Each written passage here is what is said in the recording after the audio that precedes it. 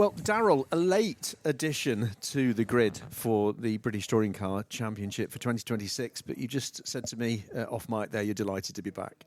Of course, I'm delighted to be back. It's the pinnacle of UK motorsport, and to be back on the grid for another season with WSR again, I'm over the moon. And it was very late because it was announced yesterday, which is 2 days before Media Day. But again, better late than never. Yeah. So, you've been doing quite a few things in the off season. I've seen you jumping in and out of other cars. So, what was the final bit which brought the jigsaw puzzle together to enable you to get into the BMW?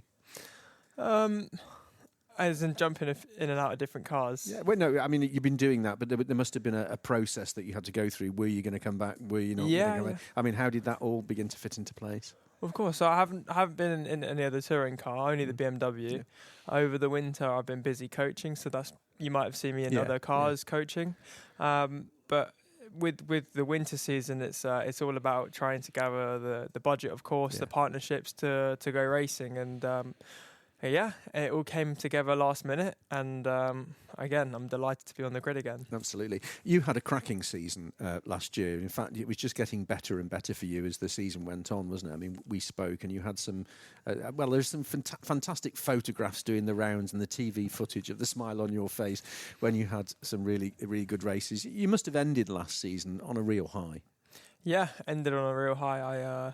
I finished third in the qualifying standings, the Goodyear Award, with the two poles, back-to-back pole position at round 9 and 10, and of course, I felt I got quite unlucky last year because a lot of the times when I qualified on the front row or was there or thereabouts, I had a few issues with drive shafts, the engine change, and those issues didn't allow me to then race for the qualifying position that I deserve. So I felt like I got unlucky, but overall, from where I was at the start of the year to the end of the year, not only is developing as a driver myself, but also getting the results and getting into Q1 and being at the front. Yeah. So it was quite rewarding last year, and I was definitely getting much stronger and stronger. So coming back for year 2, I'm very excited to be working with WSR and my engineer and the boys, the girls, the car crew. Yeah, absolutely. Well, I mean, your racecraft improved last year, as I think you mentioned to me at one point. What was the biggest learning point for you from last year then, and that you'll take into this year? Because you're coming back with that year of experience, which is going to make a difference.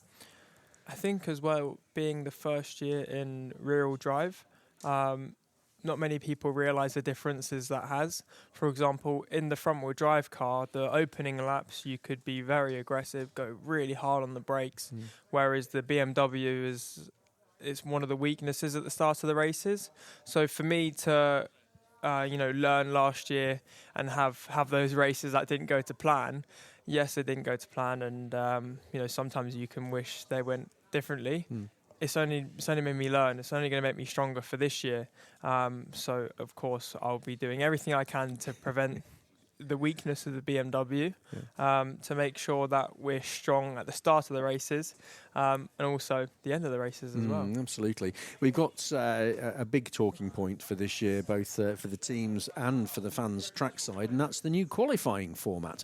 What have you made of that? I mean, I've read it through and I've had it explained to me, and I think I understand it now, but what have you made of it?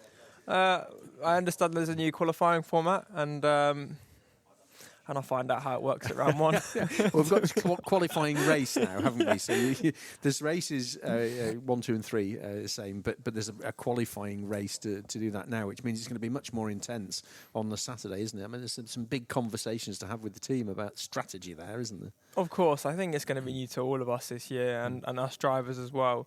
So of course, the aim of qualifying is to go flat out and drive as fast as you physically can.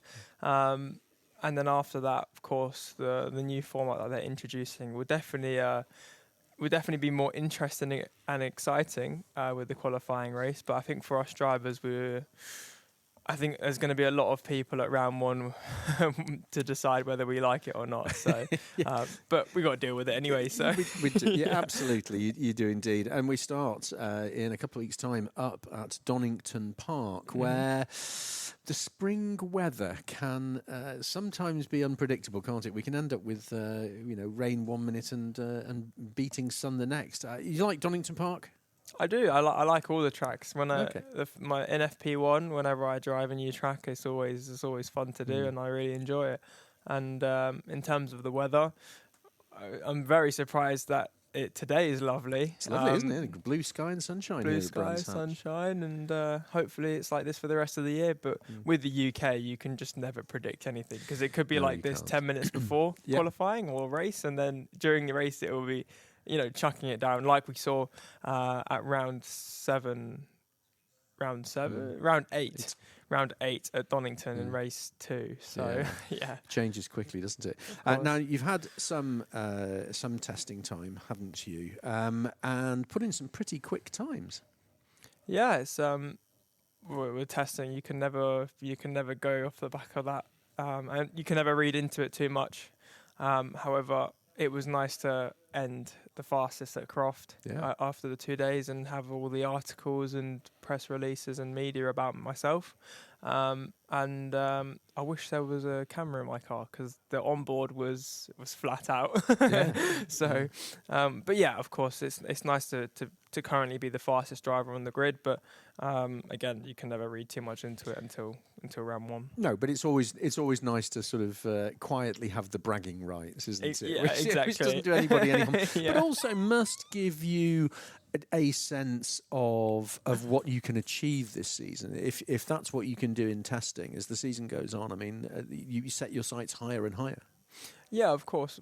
Like every driver, we all want to win, and being the fastest at Croft testing is only reinforcing my ambitions for this year. I race to win, and although I'm young and I definitely have a lot to learn, I'm going to be fighting to win. So yeah. So what is that ambition? How does that look in your mind? I mean, if we talk about perhaps the first 4 weekends before we get to the break, where would you like to be? I know at the front. I'll take that as a given. Where would I like to be? Yeah. Where would you? I mean, you would all every driver wants to win the championship. Every driver wants to do well. But in your own mind, you must be saying, right, okay, I want to be at least at this point by that we get to the summer break. Ideally, I'd be leading the championship. Okay, fair enough. But hopefully, I would be happy if I was in the top 3, because I want to be there or thereabouts to contend for the title. Yeah, there's podiums in mind. You want to be on that podium. Yeah, we all like the success, but of course it's a very competitive championship. So not every weekend you can go out there and blitz the field, because it's just not a championship where you can do that. So. But yeah, if I'm there or thereabouts, then I'd be happy. Fantastic. Let's keep our fingers crossed that that's the case. Really good late announcement, but better late than never. Good to see you back, Daryl. I hope you have a cracking season this year. Kick the season off at the end of these interviews. We'd like to have a little bit of fun. So we've got a couple of questions which come, and this might be in your favour, because I know you only passed your driving test a couple of years ago, didn't you? So these are from the Highway Code.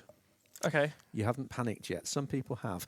There are 3 questions. You need to answer 2. So pick 1, 2, or 3, first of all. 2. 2. Yeah. What shape is a stop sign? It's red. That's not a shape. That's a colour. Hang on. You know when you have brain fog? Yes. And it's a very easy answer. That's what I'm having right now. This is really bad. This one. Yeah, yes. You just gestured to me the shape of a hexagon. Hexagon. We'll take that. I'll take that. That's okay. Well done. And finally, 1 or 3? 1. 40 mile an hour. Yeah. What's the stopping distance in either car lengths, feet, or meters? 20 meters. It's 118 feet, 9 car lengths apparently. It's about 30 meters, I think. Okay, so I wasn't too far off. You weren't far off. You've done quite well. If it was me, it would be 20 meters. Of course it would. Of course it would, especially with the huge disc brakes. Absolutely marvellous. Daryl, really good to see you back. Have a fantastic season. Thank you very much. Appreciate it.